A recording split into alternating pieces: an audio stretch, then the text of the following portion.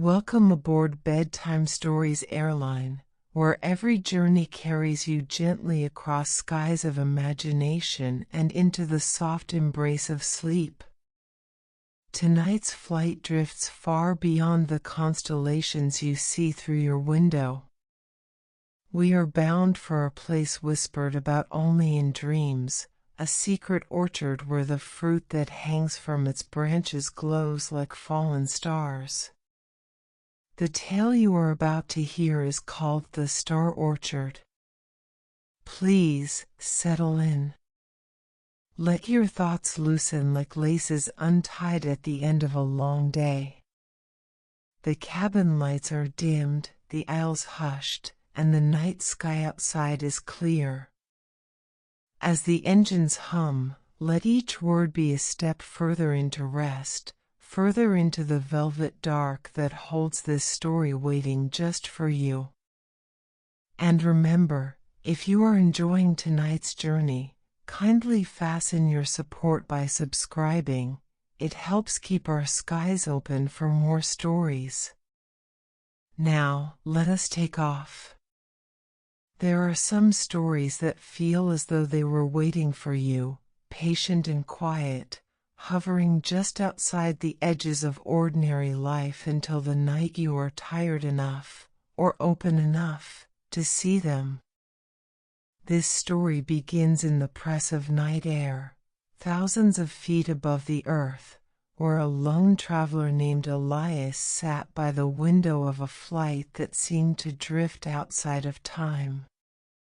His seatbelt lay loosely across his lap, unfastened, for turbulence was nothing compared to the restlessness he carried in his chest. Elias was a man of 31 years, though he often felt younger or older, depending on the weight of memory pressing upon him. He was not fleeing anything, nor chasing anything, and yet, somehow, both seemed true. His passport bore stamps like a deck of scattered cards, evidence of a life in motion, never settled. He was not the kind of man who booked return flights. Outside his oval window, the world was reduced to darkness and stars. The cabin around him was softened in a gentle blue glow, passengers folded into silence, each dreaming in their own way. The air smelled faintly of lavender wipes and brewed chamomile tea, the kind given freely on overnight flights as though to hush the heart. He leaned his head against the window, and there, like a trick of tired vision, he saw it. Not below the plane, not far away, but near enough, as if suspended in the night just beyond the wingtip, an orchard. The trees stood in neat rows, their branches heavy with light. The fruits hanging from them shimmered not with gold nor silver, but with a glow like stars, some pale as dawn, some deep as midnight, each pulsing faintly, as though alive. Elias blinked once, twice. He pressed his forehead closer to the glass. The orchard wavered but did not vanish. If anything, it drew nearer, as though the plane itself bent gently toward it, carried by a current not mapped on charts. His breath caught, and with it came a hush inside his body, a silence that felt older than memory. He whispered to himself, not to wake the stranger asleep beside him. The Star Orchard. It felt like a name he had always known. The descent was soundless. He remembered unfastening his seatbelt though no announcement had told him to. He remembered stepping into the aisle though the flight attendants were nowhere in sight. And he remembered, with uncanny clarity, opening the cabin door and walking down into the orchard as though it had been waiting for him all along. The ground beneath his shoes was soft, not with grass, but with a darkness that gleamed faintly, soil as deep and starlit as the sky above. Each tree leaned slightly toward him, their branches bowed as if acknowledging a long-awaited guest. The fruits swayed gently, their glow breathing in rhythm with his own. And though he was alone, he was not lonely. For the first time in years, Elias felt the precise opposite of loneliness, the sense of being seen. He reached out. The fruit was warm in his hand, warmer than it should have been. Its glow pulsed faintly against his palm, a rhythm that reminded him of a heartbeat. He lifted it to his lips without thought, without reason, as though guided by something beyond himself. The moment his teeth broke the skin, light spilled across his vision. He was no longer standing in the orchard. He was at a cafe in Lisbon, seated across from a woman with green eyes who laughed like bells. He knew her name, Amara, though he had never met her in his life.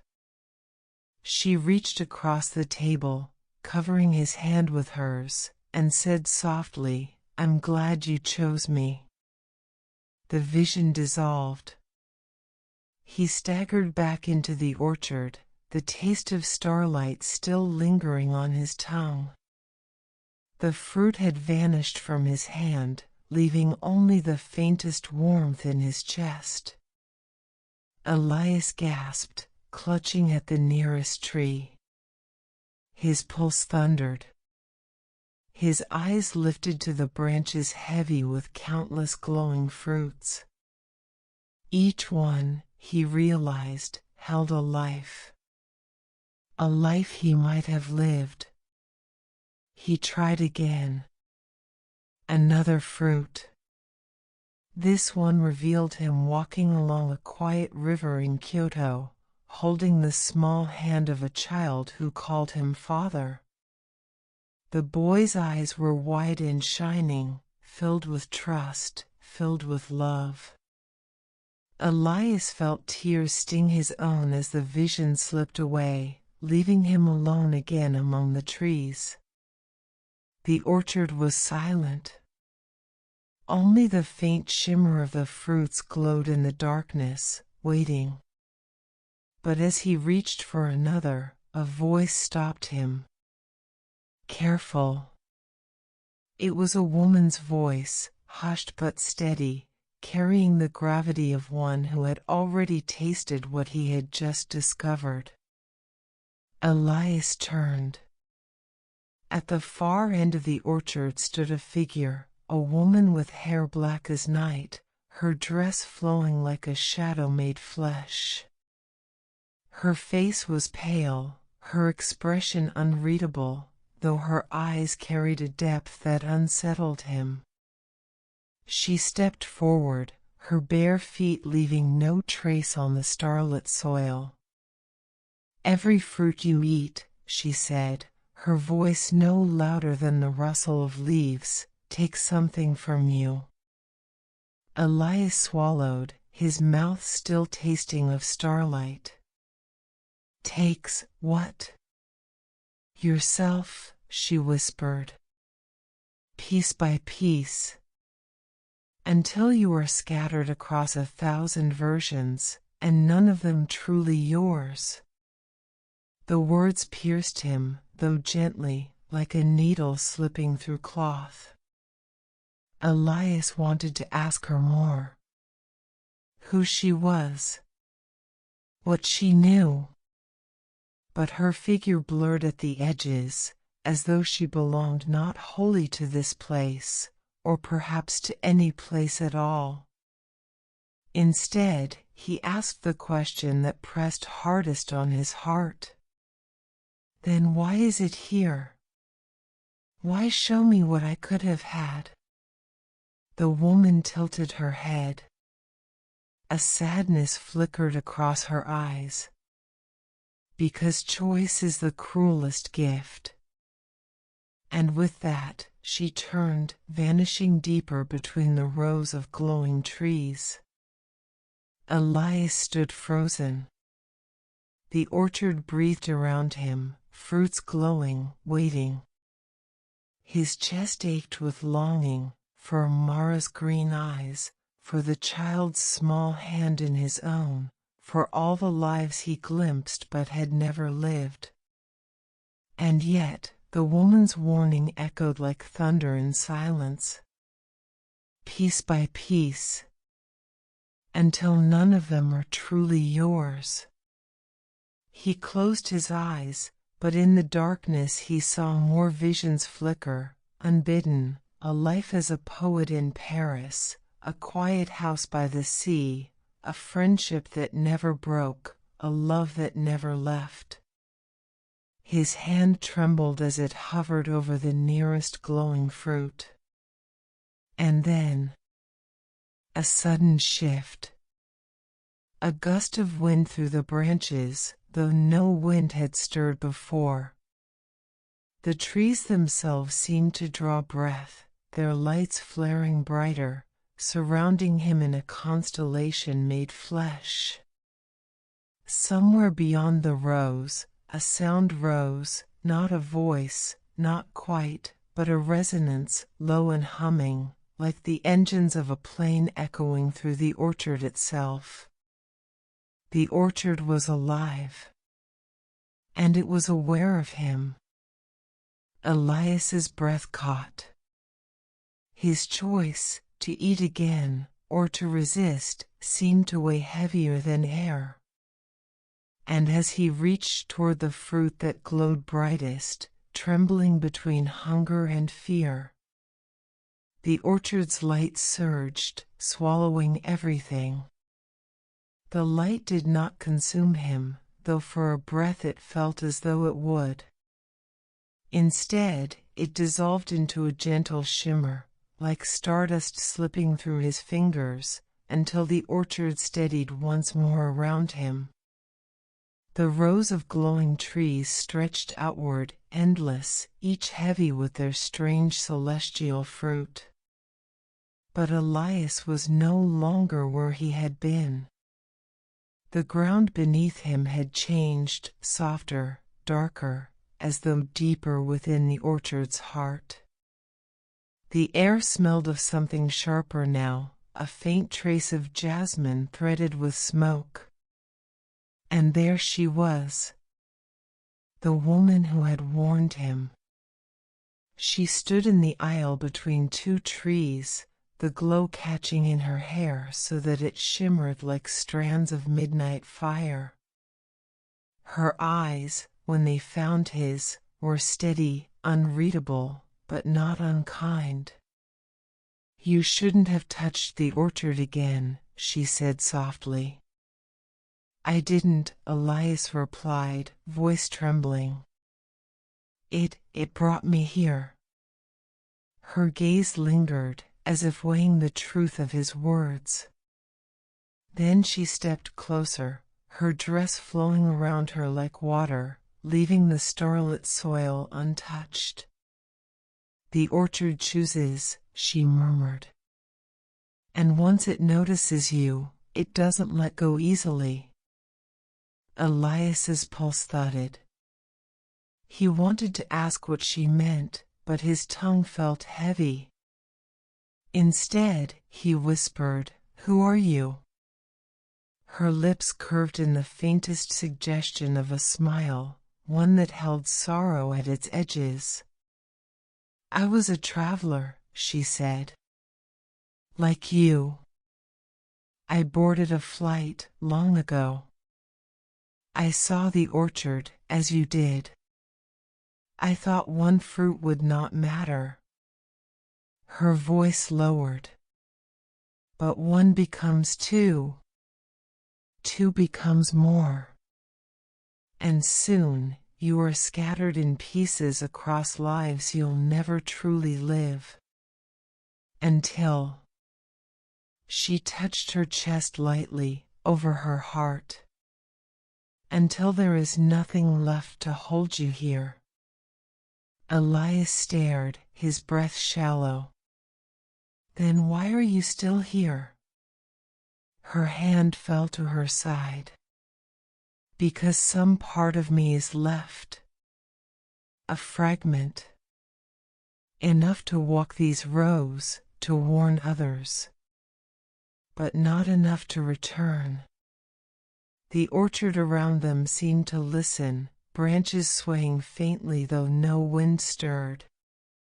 Elias swallowed, struggling against the ache rising in him. This woman, whoever she had once been, was both beautiful and broken, her presence as haunting as the orchard itself.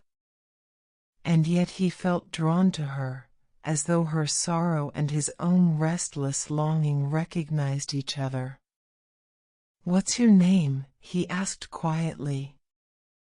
She hesitated, as if the word were a fragile relic she rarely touched.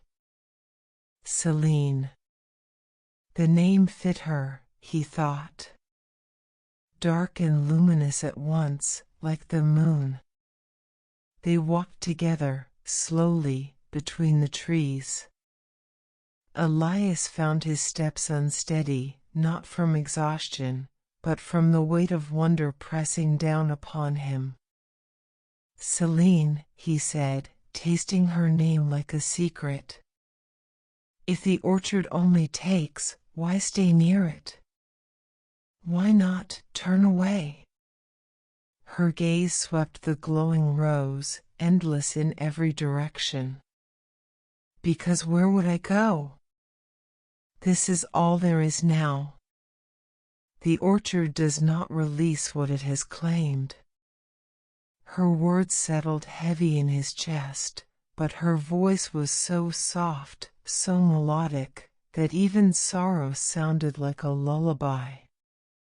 She paused at one tree, her hand hovering over a fruit that glowed a soft amber, flickering like a candle's flame. "Sometimes," she whispered, "I come here only to look. To imagine, without tasting. It is a cruel comfort." Elias studied her profile, the curve of her cheek, the faraway depth in her eyes, and felt a strange ache, as though he had known her far longer than the few moments since her warning. "Without thinking," he said, "then let me walk with you. If you are trapped, at least, you don't have to be alone." Her eyes flicked toward him, quick and searching. For an instant, the faintest warmth touched her expression. "You're kind," she murmured.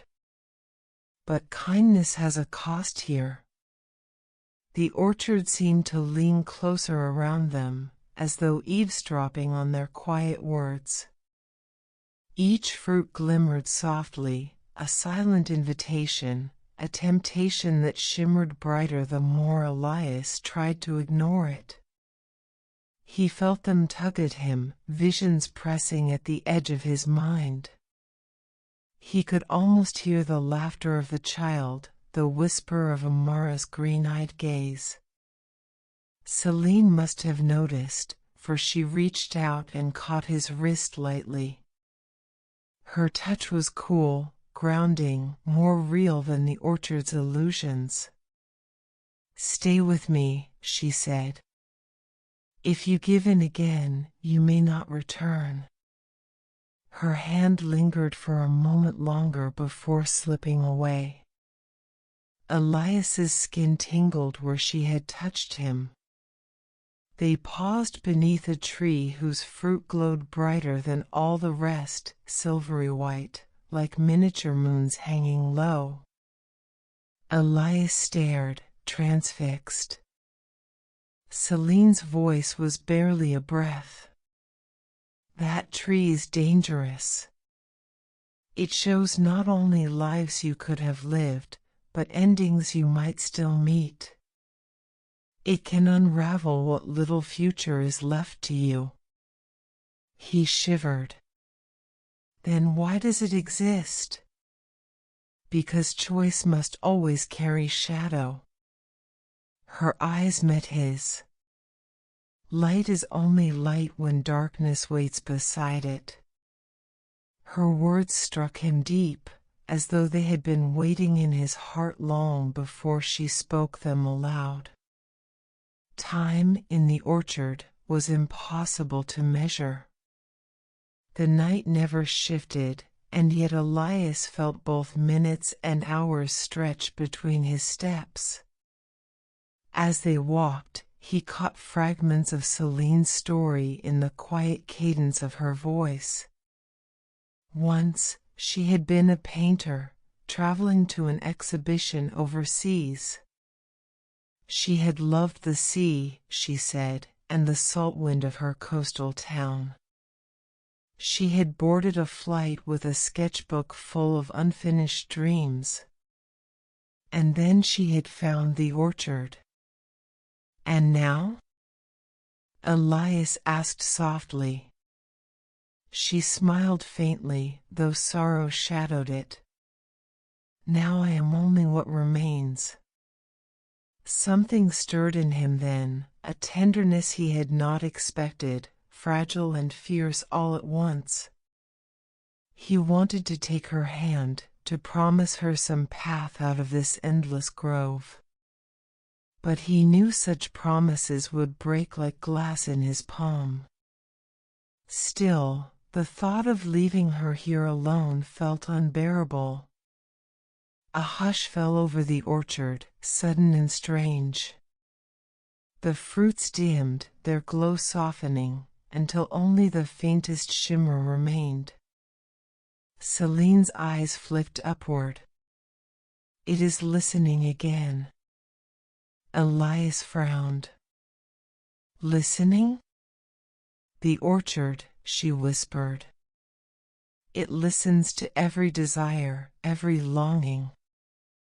The more you ache for what you see, the more it tightens its hold. As if in answer, the ground trembled faintly beneath their feet, subtle but undeniable. Elias swayed, his hand brushing hers. For a heartbeat, she did not pull away.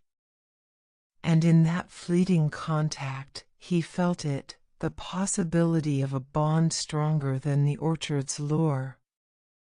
Ladies and gentlemen, as we drift deeper into tonight's journey, we remind you that every story is a flight shared between dreamer and dream. If you are enjoying your time aboard, kindly secure your support by subscribing. It keeps our skies open and our stories soaring. Now, lean back once more. Let the orchard carry you. The glow slowly returned, like stars brightening after clouds have passed.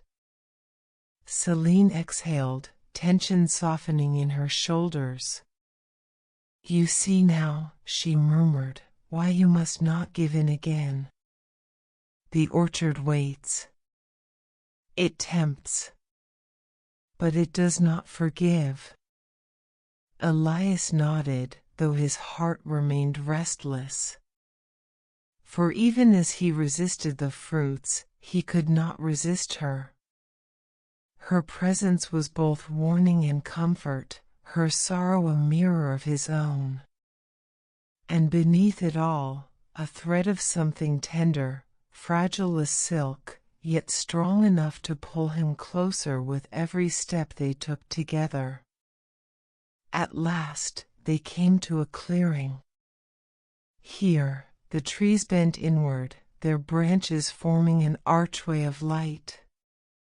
Beyond it, Elias sensed something vast, a heart within the orchard, pulsing faintly, like a hidden star. Celine's voice trembled when she spoke. This is where I lost myself. Where the orchard took more than I could bear. Elias's breath caught.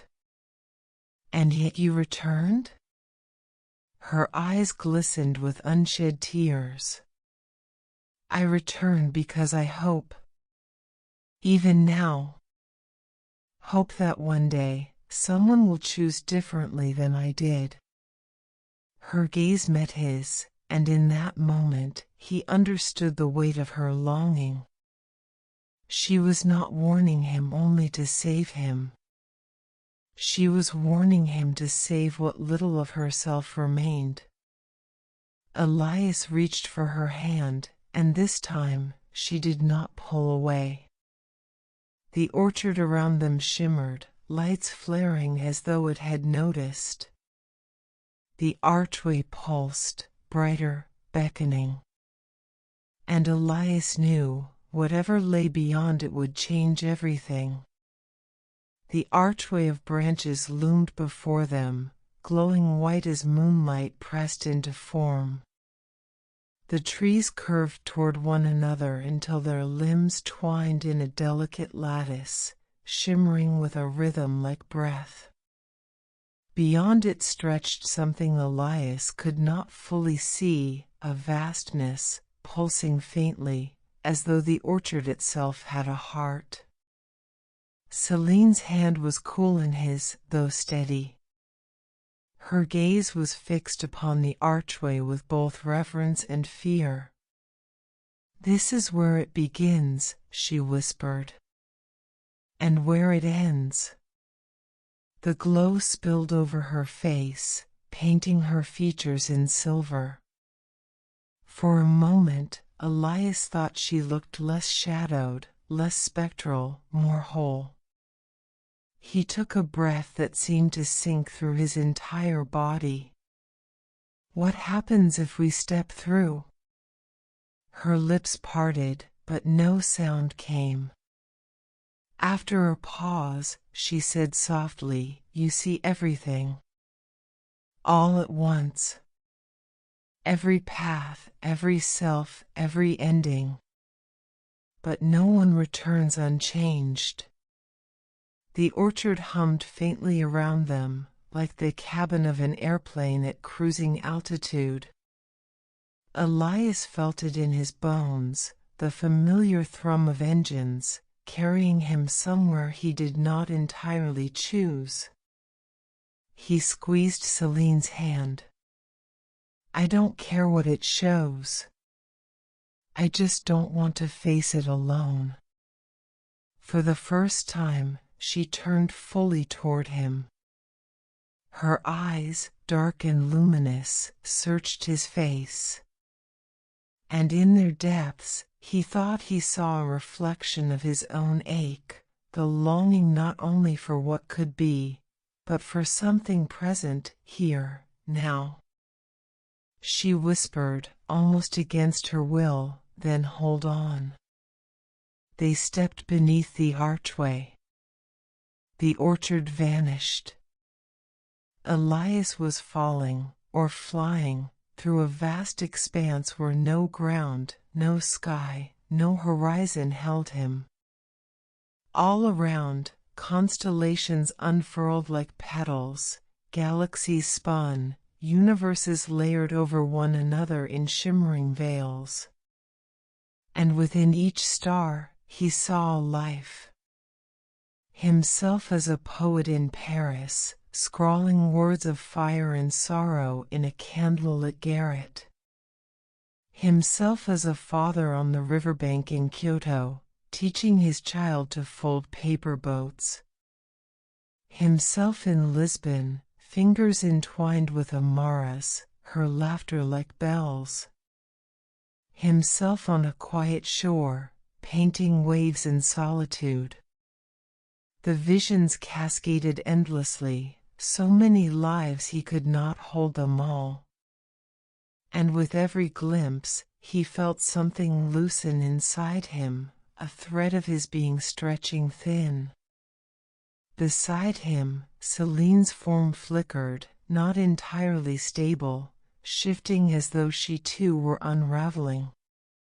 Her voice came faint, as if across water. "Do you see now?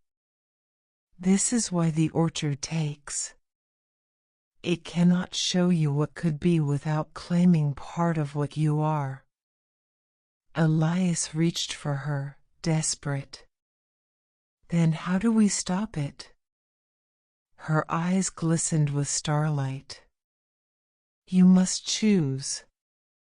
One life. One path. Or scatter into them all. The vision surged. He saw himself in endless variations, a surgeon, a wanderer, a man who never left home, a man who never loved, a man who loved too much. And through it all, one vision began to burn brighter than the rest, a life where he walked through the orchard, hand in hand with Celine, but whole, alive, together. A life not of illusion, but of presence. Is that possible? He whispered, eyes wide. Celine's voice trembled. If you believe it. If you give yourself fully. But it means letting go of every other life you long for. It means choosing only one. The weight of choice pressed on him, heavy as the sky. The orchard's hum grew louder, a resonance filling every corner of his being. The light swelled until the visions blurred into one great brilliance, waiting for his answer. Elias's heart raced. Amara's laughter. The child's hand. The poet's solitude. The painter's waves. 1,000 threads, tugging, tearing.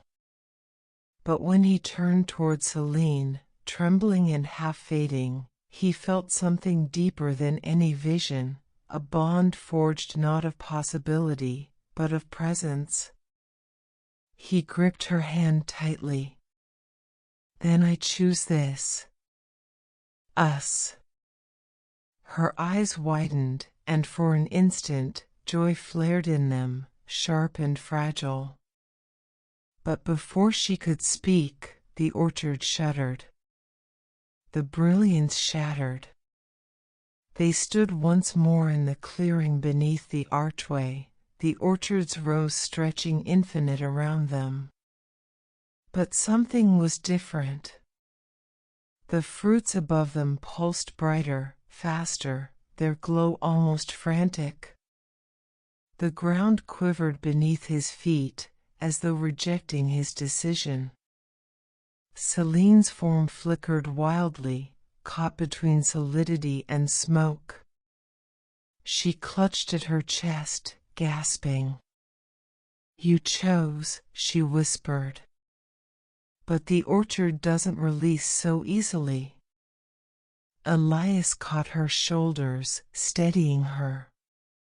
Then we fight it. Together. Her gaze locked with his, and in her eyes he saw both hope and terror. If we resist, it will demand something in return. It always does. Dear passengers, as we approach the final descent of tonight's story, we thank you for joining us on this journey through dream and shadow. If you have found comfort among the stars of our orchard, kindly fasten your support by subscribing. It keeps our wings steady and ensures more stories await you in the skies ahead. Now, lean back. Let the final moments carry you where they will. The orchard roared in silence, no sound, yet every leaf and branch shivered as though crying out. A single fruit dropped from the nearest tree, glowing white-hot, brighter than all the others. It landed between them without a sound, pulsing, waiting. Celine's eyes widened. It offers a bargain. Elias stared. What kind? Her voice trembled. One of us may eat, and the orchard will let the other go free. whole. Return to the life they still belong to. The fruit glowed brighter, urgent. Elias's throat tightened. Then you eat it. You've been here too long. You deserve. But Celine shook her head violently, tears streaking down her pale cheeks. No. You're still whole. I'm already a fragment. If you take it, you can go back. Live. Truly live. The orchard pulsed around them, pressing, demanding. Elias's hands shook. To take the fruit would mean life, freedom. But it would also mean leaving her behind, condemned to this endless twilight. And if she took it, he would remain, perhaps forever lost. The weight of the choice pressed so heavily he thought it might crush him. He lifted the fruit. It was warm, alive, beating faintly in his hand like a heart. Celine's eyes met his, shimmering. Please, she whispered. Choose. Before the orchard decides for you. The glow flared. The ground trembled. Elias drew in a breath, and the cabin lights dim once more. The hum of engine steadies, familiar and soothing. Elias is back in his seat, head against the window, stars scattered outside like fruit upon unseen branches.